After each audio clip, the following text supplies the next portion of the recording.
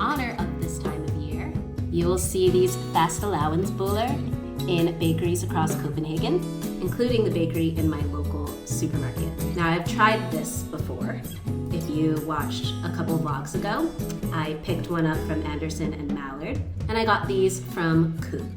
The last Fastelavnsboller I tried was black currant and vanilla cream, and today I decided to try some new flavors. When I was looking up different versions of this treat that I could try, it seems like there's lots of varieties. I think, and correct me if I'm wrong, I think that this is the more traditional version.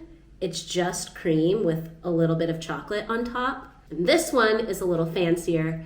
It has raspberry cream, and then I think that's it. I think it just has raspberry cream on top and some, looks like raspberry sprinkles on top. But yeah, can't wait to give it a try. I am sharing these. I'm not gonna eat both of these all by myself. My husband is here working from home. He is not feeling good today, a little under the weather, so I actually was inspired to pick these up as a little pick-me-up for him. I learned my lesson from last time, not to try to eat these with my hands, so I actually have a knife and a fork and a napkin. I'm gonna try this raspberry one first.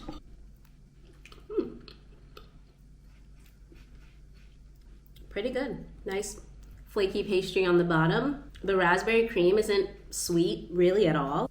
There's a little sweetness, but it's very subtle. And I think my husband is really gonna like this one because he doesn't like sugary sweets. So I think I'm gonna make this his. Oh, there's so much cream in this one. I love it already.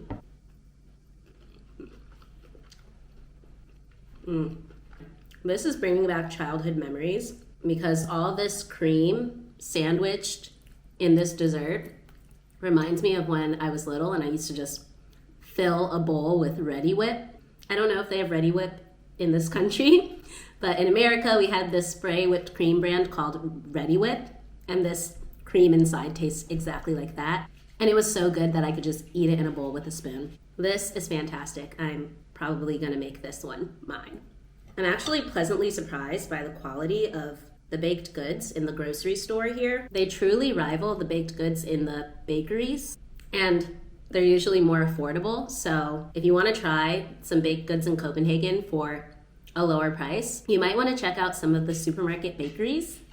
It's not bad at all. Reminds me of how in America we have a store called Publix. Their bakery section was fantastic and way more affordable than going to like a fancy bakery. And often for birthday parties, you would just get a Publix cake and it was just as good, if not better, than getting a fancy cake somewhere. Yeah, I'm really happy I tried these.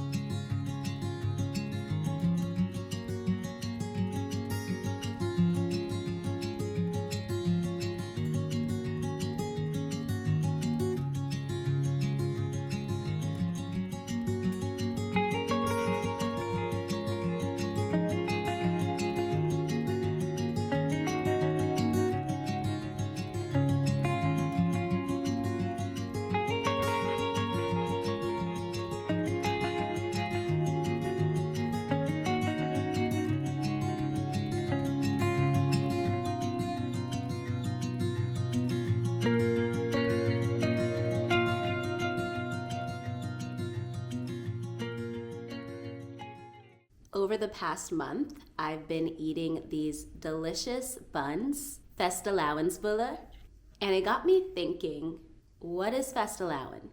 Why is Fastelavn? Who is Fastelavn? So I decided to look for the answers. I watched a few videos, read a few articles, and I've compiled a list of general facts about this Danish holiday. So from what I've gathered, Fastelavn is the Danish version of the Catholic holiday Carnival. This Christian tradition of Carnival dates back to the Middle Ages, and it began as a way for people to indulge before Lent. Now, if you don't know what Lent is, it's the Catholic fasting season. Now, I was raised in a Christian church, not Catholic specifically, but in my church we did have a Lent period, And it was just kind of a time when people gave up some sort of indulgence. Usually it was food related, like I'm giving up sugar, I'm giving up alcohol. And it was just a way of honoring your devotion to God. I also was familiar with Carnival. My mother grew up in a tiny country above Brazil, Guyana. And so I was exposed to Carnival and I knew of the celebration, but I never knew what it was about. I just kind of thought it was one big party. And I think many people aren't actually familiar with the origins of Carnival. They just kind of get involved in the celebration, which is really fun. But it was really interesting for me to realize where it stems from. I actually am curious if my mom knows what Carnival is about. I'll have to ask her during our daily phone call later. Now, the date of Fastelavn is determined by Easter. It's celebrated 7 weeks prior to Easter. Last year, it was celebrated on February 11th, and this year, it's going to be celebrated on March 2nd. Now, how do Danes celebrate Fastelavn? Well, I found some really interesting research. I say interesting because some of the things I found were really cool and fun. I can't wait to join in on some of the festivities, but some of the things, at least historically how it was celebrated, were kind of head-scratching. Fastelavn has a violent past. I'll explain in a moment. Fastelavn celebrations are usually geared towards children. Children usually dress up in costumes, and it's a time for them to indulge and eat lots of candy and delicious desserts. Children also go door to door asking their neighbors for candy. And when I was researching this, a song came up, a really fun, catchy song. I'm not gonna sing it. I'm just gonna see if I can pronounce it. Sleek eller bell, which means candy or trouble. So children essentially will sing this song saying, if you don't give me candy, there will be trouble. Now, children also decorate their own carnival whip, which is made from either a twig or a branch that they will decorate with little trinkets. These can be like little toys, little feathers, just any little cutesy thing that they want to use to decorate their branch and make it pretty. Really cute, right? Then, my research led me to the fact that children used to wake their parents up by beating them with these branches. Does that still happen? Did that happen? Did any of you ever participate in this tradition? I overheard some of my classmates from Danish class talking about their children celebrating Fastelavn in school, and I asked them, and they said their children definitely did not do that, but also they're not Danish, so any Danes watching, is this still going on? Now, the next thing I learned about this holiday is shockingly violent. Historically, people would celebrate Fastelavn by putting a cat in a barrel and then hitting the barrel until the cat either escaped or was fatally harmed. The animal lover in me really had a hard time reading that, but thankfully that tradition definitely doesn't happen today, and participants have made the tradition a lot nicer by putting candy in a barrel and placing a black cat sticker on the barrel, and then children will hit the barrel until the candy falls out. Love that. More like a piñata situation. Now, the child who manages to hit the barrel so that the candy falls out first is named the Cat Queen, and the child that manages to hit the barrel so that it completely breaks apart is named the Cat King. This all just sounds so fun. I'm a little bummed that I can't get involved in the fun. To my understanding, this is just child base, but it's like a mixture of Halloween and the birthday parties I had as a child with a piñata and all the candy. All of this sounds like my kind of party, but if I wasn't excited about having children here in Denmark already, I'm really excited that I get to live vicariously through them when it comes to Fastelavn season. Now, to cap off my research, I wanted to learn about those delicious Fastelavnsboller. I went to the store today and I had to restrain myself from buying more because I already had 2 this week. What is the history of these buns? No one knows the exact origin, or at least my research didn't lead me to the exact origin, Most of the articles I read stated that there was some speculation that the first Fastelavnsboller appeared in around the Middle Ages. There's also a famous painting from 1250 that depicts a pastry that looks very similar to the buns. And the modern version of the Fastelavnsboller were invented in the 1950s. So yeah, that's a really quick little overview of what this season and holiday is about. There's definitely a religious context to this season. Of course, if you are religious, you are celebrating it in honor of your religion, but it seems that many people here get involved in the spirit of this holiday, whether they have religious faith or not. If you grew up celebrating Fastelavn, how did you celebrate? Did you participate in wearing costumes? Did you decorate branches? Did you eat lots and lots of candy? What do I need to know about making this holiday come alive for my future family? I'm really glad I know a lot more about this holiday, and it's just a really cool thing as an adult to have new traditions and holidays to look forward to. And also, before the season ends, I'm probably gonna have at least one more Fastelavnsbun. All right, I think I'm gonna end the vlog here. I might vlog my conversation with my mom tonight because I want to ask her what she knows about Carnival. But just in case, I'm going to say goodbye right now. Thank you so much for watching this week's vlog. Thank you to all of you in the comments who have already started my education around this season. I appreciate it. Few things make me happier than learning about this incredible country I've moved to. It just never gets old. So thank you. I appreciate you all, and I'll see you in the next vlog. Hey Mom, you want to say hi to the vlog? Hi. Okay, I wanted to ask you a question. Did you celebrate Carnival in Guyana? We celebrated, and this was years ago, we celebrated Mashramani, which is short name MASH in Guyana, which is a carnival celebration. What did you do to celebrate Mashramani? It was like a carnival. It was parade, it was music, it was food. They would have the steel bands out, the calypso, and chutney. Chutney? What's chutney? Music. Oh, okay.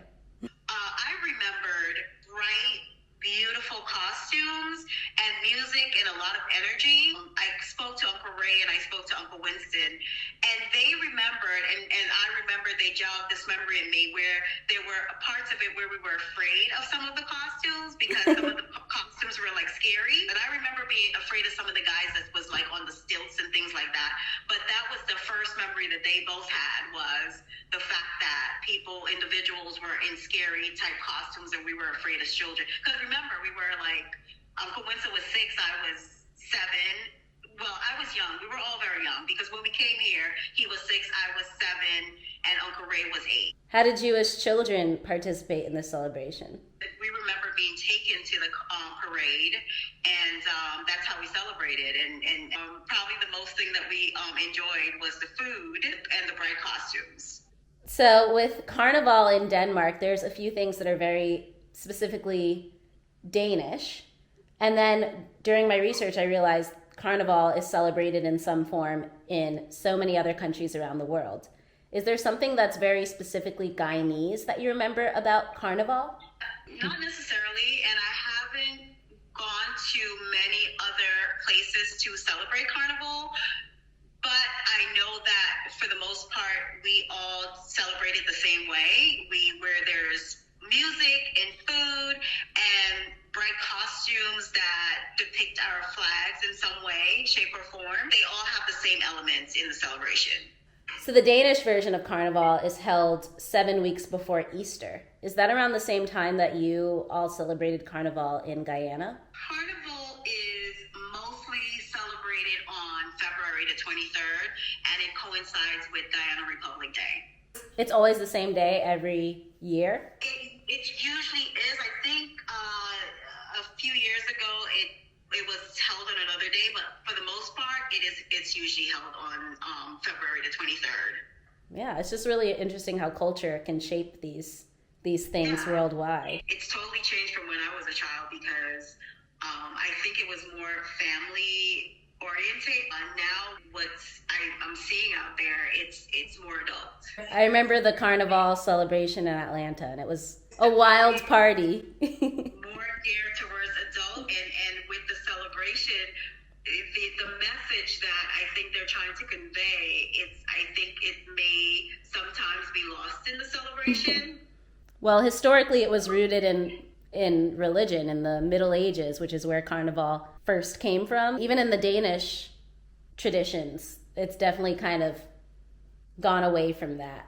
I imagine if very religious people in Guyana still hold on to that religious purpose behind it, because it's before Easter and it's during Lent period.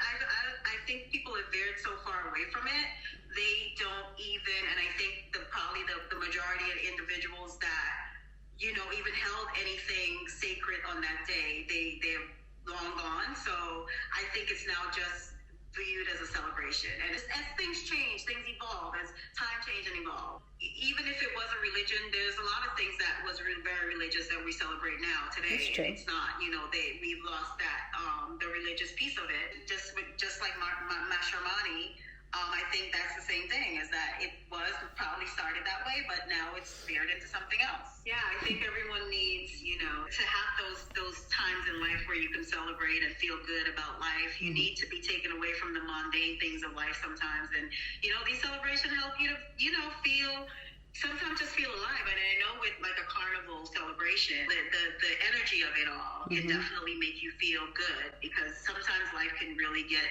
where you're going through the same thing in and out. So looking forward to these things. I know for me, like Christmas is a good time because it just makes you feel good. So I think a lot of these celebrations that we celebrate today is just to make you feel good. And is that wrong? And, I totally understand it if you are, if you're religious, if you're a Christian, then yes, you celebrate it. But I don't feel any way of anyone celebrating something that brings joy to their life. Yeah. This life is short. Why not enjoy it? I completely agree. Thanks, Mom. It's interesting to learn the differences in culture, because I think moving here, I'm exposed to so much culture, and then I'm also getting curious about the culture I come from. So I appreciate it. Gotta know where you came from to know where you're going. Exactly.